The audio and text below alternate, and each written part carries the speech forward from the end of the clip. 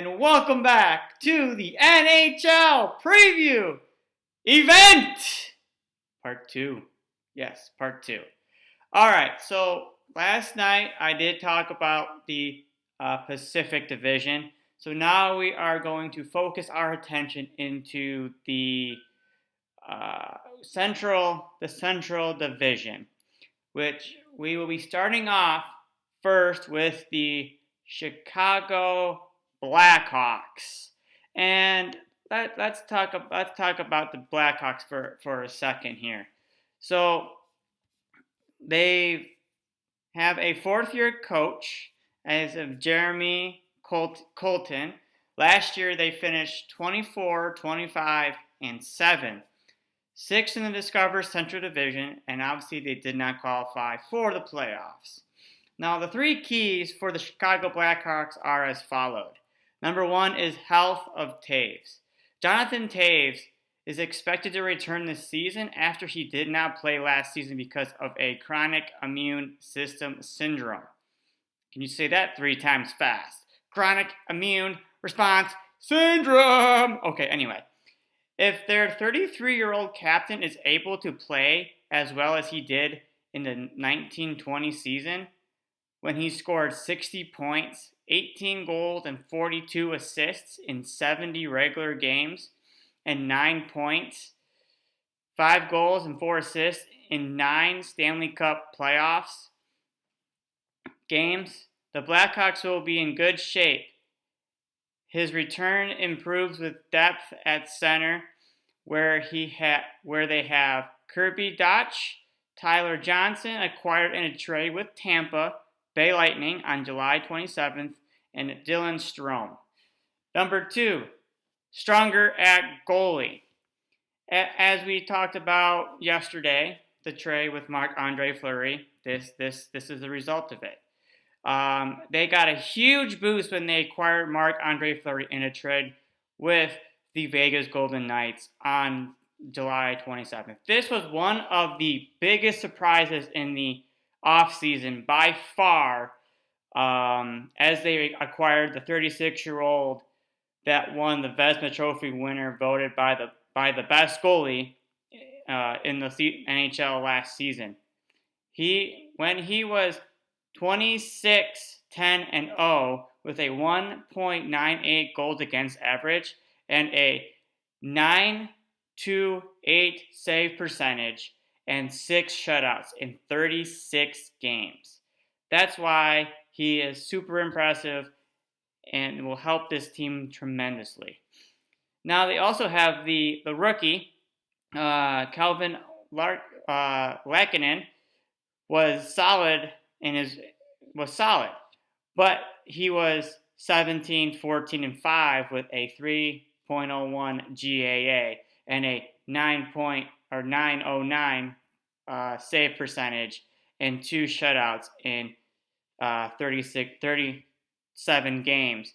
And Malcolm Subban was 6, 8, and 1 with a 3.20 GAA and a 900 save percentage and 2 shutouts in 16 games, 14 starts. The Blackhawks need a veteran goalie, and Fleury, who won the Stanley Cup with the Pittsburgh Penguins in 09, 16, and 17, give them that. Definitely with a help. And last and final change, or key, is the change at defense. As much as Fleury was a big help, they had to improve in front of the goalie. They revamped their defense group by acquiring Seth Jones, Colby Jones, the Jones, to be a funny Jones line, and Jacob McCabe, and trading Duncan Keith, Adam Bequest, and Nikita Zedorov. Sorry if I pronounced those names wrong, I do apologize. Chicago hopes the additions help after allowing 33.7 shots on goal per game last season, tied for most in the NHL with the Buffalo Sabres. So the one thing is though too is that Chicago. Some people don't like Chicago sometimes. Shh. But at this adding the Joneses, Seth and Caleb Jones in free agency, along with Jacob McCabe, and the trade for Mark Andre Fleury, definitely paved the way for this team to or the Chicago Blackhawks to be very successful this season. Now we're turning our attention over to the wonderful Colorado Avalanche, who fell just short in the Stanley Cup playoffs. But they are coached by they are coached with by Jared Bednar, been season for 6 years. Last season, they were 39-13-4. They were the first in the Honda West Division, and they lost to the Vegas Golden Knights in the second round. So, yes, they fell short. Obviously, Vegas was a better team. But anyway, so here are the 3 keys to power this high-power Avalanche team to be more success. So, one is scoring depth. They will, again, lean heavily on their top line with Gabriel Landeskog, Nathan MacKinnon, and Mikko Rantanen.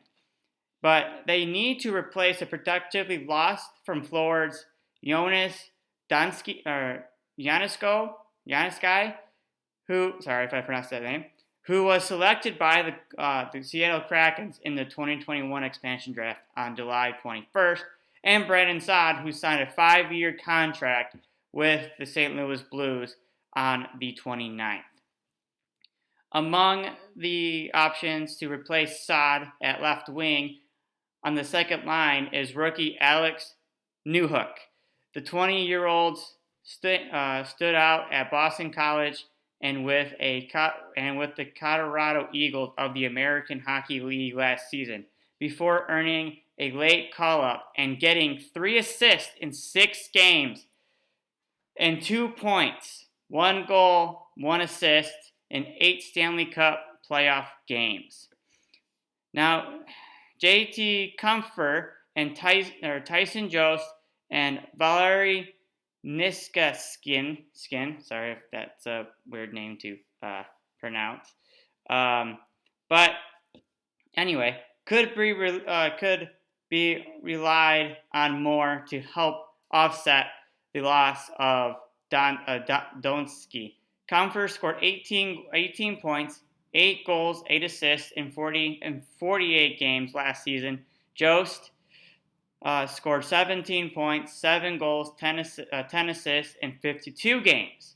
And Nuskin scored 21 points, 10 goals, 11 assists in 55 games. Now, the second one is the new look goaltending. Darcy Comfer was acquired in the trade with the Arizona Coyotes on July 28th. After 21-22 Vezina Trophy finalist Philip Grubauer signed a 6-year contract with Seattle earlier that day, leaving Colorado after 3 seasons. Comfer was 10-11-3 with a 2.56 goals against average and .907 save percentage and 2 shutouts in 27 games for the Coyotes last season, missing 19 games because of lower body injury. He will share the workload with Pavel Francouz. Let's just say Franz. Pavel Franz. Sorry, I can't pronounce the last name. Yes, I know. It's bad. Who missed last season because of hip surgery. As a rookie in 1920, Franz was 21-7-4 with a 2.40 GAA and a 9.23 save percentage and 1 shutout in 34 games. 31 starts for the Avalanche. Kadri to bounce back. Nazem Kadri scored 32 points, 11 goals, 11 assists and was -7 in 56 games last year, including scoring 1 goal in the final 26 games. He also he was also suspended for what proved to be Colorado's final 8th playoff game for a legal check in the head of St. Louis defenseman Justin Falk in Game 2 of the Stanley Cup first round. Kadri's absence was especially felt against the Vegas Golden Knights in the second round, when the Avalanche scored 8 goals in the final 4 games of the series, all lost.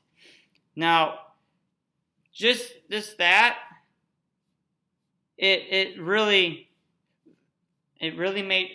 is a stepping stone for the Colorado Avalanche to focus on to clean their stuff up if they want to get back to the Stanley Cup, because they are a contender. They're a contender somehow, some way. But I will get into that during my prediction show this weekend. So you guys gotta stay tuned for that.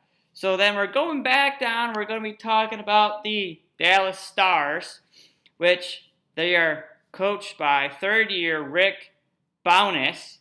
Last season, they struggled with a record of 23, 19, and 14. They were 5th in the Central Division, and obviously they didn't cut to the Stanley Cup playoffs. Their 3 goals, the 3 keys are, number 1, a goalies galore. Wow, they got tons of goalies, and it's just unreal. They added Anton Kupanen, Jake Oettinger, Braden Holtby, and Ben Bishop could be competing for playing time. Kubian and Oettinger split time last year. Bishop could be healthy after missing the entire season because of a knee injury. And Holtby signed a 1-year contract on July 28th, the day after the Vancouver Canucks bought out the final season of his 2-year contract. Holtby was 7-11-3 with a 3.67 goals against average and a .889 save percentage in 21 starts last season. But Brink's experience have won the Stanley Cup with the Washington Capitals in 2018. He has the inside track to back up Kupanen. Second one is Suter's impact. Ryan Suter signed a 4-year contract on July 28th after he had the final 4 seasons of his 13-year contract bought out in Minnesota on July 13th. The defenseman scored 19 points, 3 goals, 16 assists in 56 games last season, averaging 22 minutes, 11 seconds of ice time per game. Although the 36-year-old scored his fewest points since scoring 16, 1 goal, 15 assists in 71 games as his rookie with the Nashville Predators in 05 and 06, he has scored 670 points, 93 goals, 514 assists, including 237 power play points, 32 goals, 205 assists, and 1,198 regular season games. That is definitely impressive. The third is health concerns. Yes, the health concerns are also a big part of everything. So Tyler Seguin missed all but 3 games last season after having a hip injury November 2nd. In each of his last 6 seasons with Dallas from 2013 through 19, the forward scored at least 26 goals and 72 points. Alexander Radulov, who was limited to 11 games before having core muscle surgery, scored 12 points, 4 goals, 8 assists. The forward scored at least 27 goals and 72 points in each of his first 2 seasons with the Stars since starting the league in 2017. Their absence was a big reason that the Stars finished 18th in the NHL in scoring last season. 2.7 or 79 goals per game, and how they adjust to play a full season again will factor into the success of the Dallas Stars. Now we are going and talking about the wonderful, the wonderful Wild of Minnesota. They are coached by third-year Dean Evsing with last year's season of 35-16 and 5, third in the Honda West, but lost to the Vegas Golden Knights last season in the first round. Their three keys.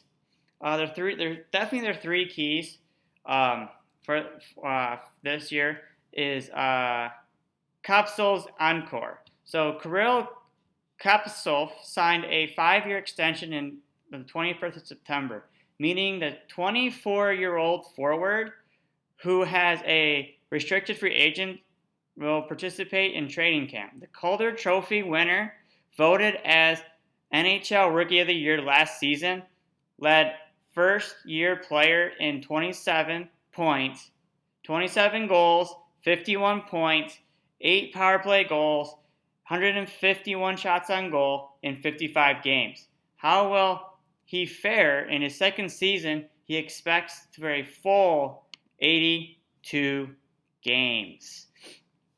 Number 2 is defensive adjustments. The Wild lost 3 defensemen who each played at least 50 games last season. Ryan Suter, Ian Cole, Carson Sochi. So half of their top 6 will be new this season. Alex Groskowski, Dmitry Kosklov, Jordan Ben, and John Merrill. Each was signed in free agency. Minnesota ranked 15th in the NHL in goals against per game last season. That's 2.84, and was tied with the Arizona Coyotes for 11th on the power play kill, 80.8%. But with the new faces at the new positions, it could take time before they gel. And this is the one big key that everyone's probably wondering after the big buyout with Zach Parise and Ryan Suter. Yes, life without Suter and Parise. So with Suter and Parise each had their final 4 seasons of a 13-year contract bought out on July 13th. After playing in the post 9 seasons for the Wild, Parise scored 400 points, 199 goals, 201 assists in 58 regular season games in Minnesota, and is third in goals points in its history. Suter, on the other hand, scored 369 points, 55 goals, 314 assists in 656 regular season games with the Wild, and is their leader among defensive in points and assists. 4 players on the roster have played at least 4 seasons for Minnesota. Forward Joel Eriksson, defensive Jonas Brodin, Matt Dumba, and Jared Sprong. And some of the younger players likely will be asked to step up into leadership roles. So this is going to be a big impact. So this team is going to be a big impact to watch, with 2 of their best players getting bought out, and it's sad.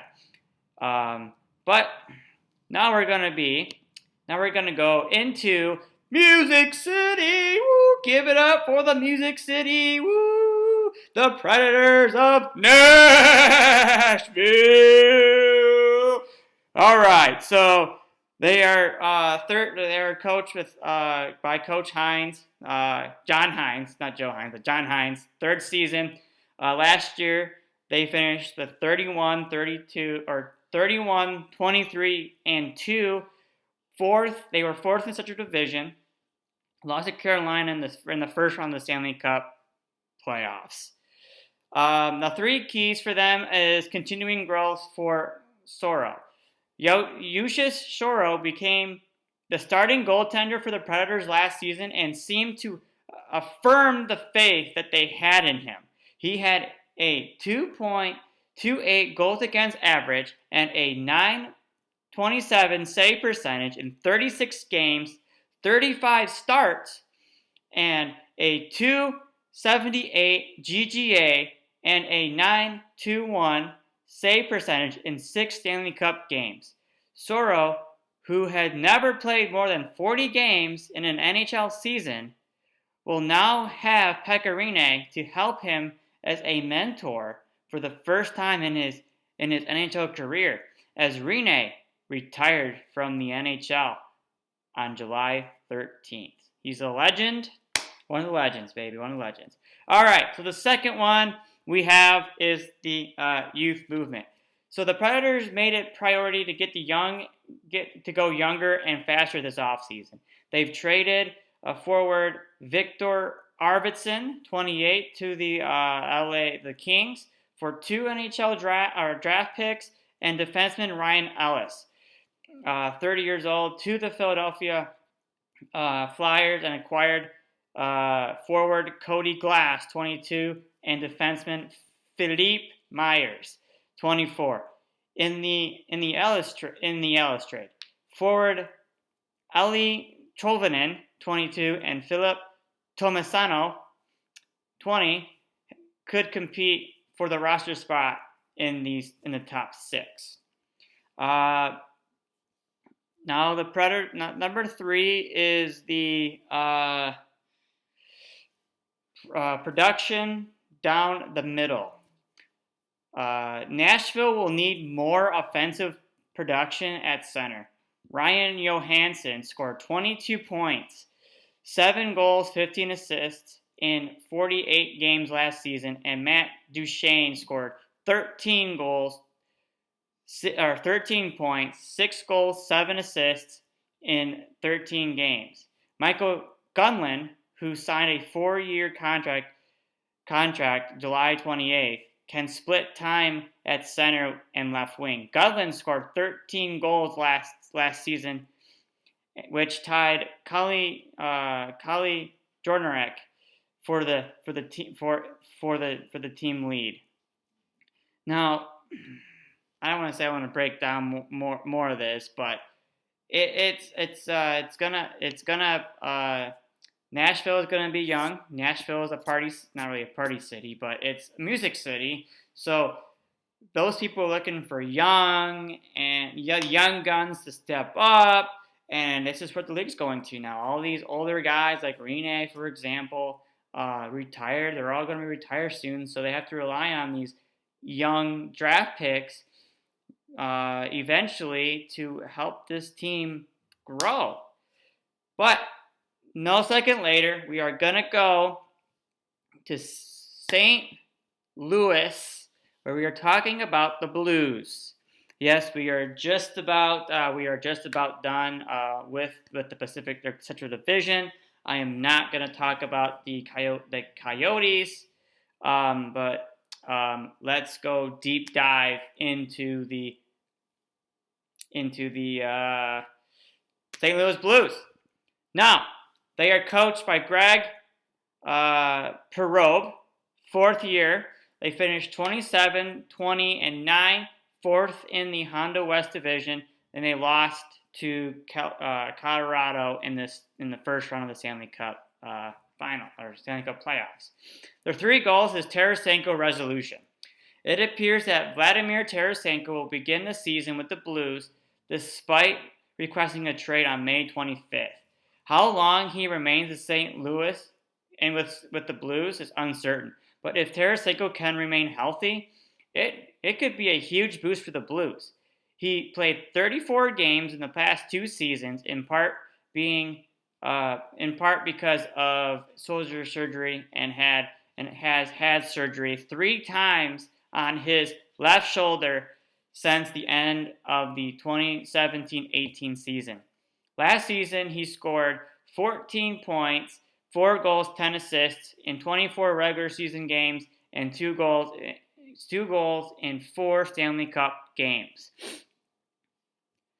Now, number 2 is shoring up the defense. Yes, St. Louis is all about defense.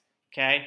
So the Blues averaged 2.98 goals per game last season, which was 9th in the NHL, and most they've given up since they allowed 3.02 in 06 and 07.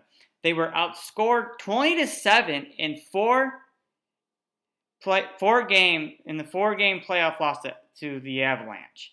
A healthy Cotton Perzeko, who missed 21 games with a back injury last season, will anchor a top 4 defensive group that includes Justin Falk, Torrey Krug, and Marco Scandella. They'll have a new third pair following a retirement of Carl Gunnarsson and the loss of Vince Dunn to the Seattle Kraken in the expansion draft. Candidates include Jake Wallman, Nico McCalla, Robert Bertuzzo, and Scott Prunovich, who was voted the 2020 Hobey Baker Award as the top men's NCAA ice player, but missed last season due to a left shoulder injury. And the final key for the St. Louis Blues is can Bennington bounce back? Can Bennington bounce back?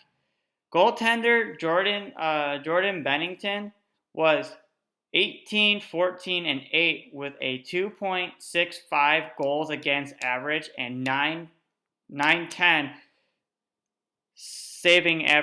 saves percentage in 42 games last season. A dip in performance and consistency from his previous 2 seasons. He was 24-5-1 with a 1.89 GAA and a 927 save percentage in 32 games and helped the Blues win the Stanley Cup in his rookie year in 2018-19 and had 30 wins in 2019-20. St. Louis needs Bennington to be at a level closer to his first 2 NHL seasons to ensure success. Yes, I'm a really big fan of Jordan Bennington, and he's been doing great. He's been a goalie to watch for. He's going to be one of the top goaltenders in his draft class. It's unbelievable. You win Stanley Cup in your rookie season. That's very nearly impossible. But I got high hopes. I have high hopes for Jordan Bennington this year from going from there. But anyways, we are just about finished with our Central Division recap here, or preview, not recap, but preview. Again, I mentioned before I talked about the St. Louis Blues, I'm not going to talk about the Phoenix Coyotes because I messed up and I brought it into my Pacific Division preview. So they are newly into the Central Division, very tough division, and they get to go alongside. They get to compete against the Chicago Blackhawks, the Blues, the Avalanche, the Dallas, the Wild, the Jets, and the Predators. Now that brings us to our very, very last team in the division, in the Central Division is the Winnipeg Jets. Yes, we saved the best. They saved the best for last. So they are coached by Paul Maurice, 9th season. Last season they were 30, 23, and 3. They were 3rd in the Nova Scotia North Division. Obviously, it's the Canadian Division. And they lost to the Canadiens, who eventually won the Stanley Cup, in the second round. Their 3 keys are as follows. 1 is the improved defense. The acquisition of Braden Dillon and Nate Schmidt through offseason trades gave Winnipeg a deeper group of experienced defensemen, having finished 10th in the NHL in goals against per game in each of the past 2 seasons, 2.71 last season and 2.83 in 18 or 19 and 20. The Jets' aim was not for a return to competence, but a desire for more impact. With a physical, tough to play against Dillon and a quick, mobile Schmidt, the Jets believe the upgrade will bear fruit. Each is projected to play a top 4 role, with Schmidt pairing with Josh Morosi and Dillon pairing with Neil Pinnock. Number 2 is Dubois rebound. So Pierre-Luc Dubois scored 20 points, 8 goals, 12 assists in 41 games with the Jets last season after being acquired in a trade with the Columbus Blue Jackets on January 23rd. The 23-year-old, who had no goals and 3 assists in 7 Stanley Cup playoff games, finished the season with an average of 0.46 points per game, the lowest of his 4 NHL seasons. He will need a better pace if he's to be effective in Winnipeg's top 6 forwards. Now, the last and final key for the Winnipeg Jets is Comrie, the right backup. Eric Comrie, who is 3-5-0 with a 4.08 goals against average and 8.73 save percentage in 9 NHL games for the Jets, New Jersey Devils, and the Detroit Red Wings, will be Winnipeg's backup behind Connor Hellebuyck to start the season. The 26-year-old has been a strong performer in Winnipeg's system, going 53, 38, and 8 with a 2.57 GAA and a 9.10 save percentage and 6 shutouts with Manitoba of the American Hockey League in the past 4 seasons.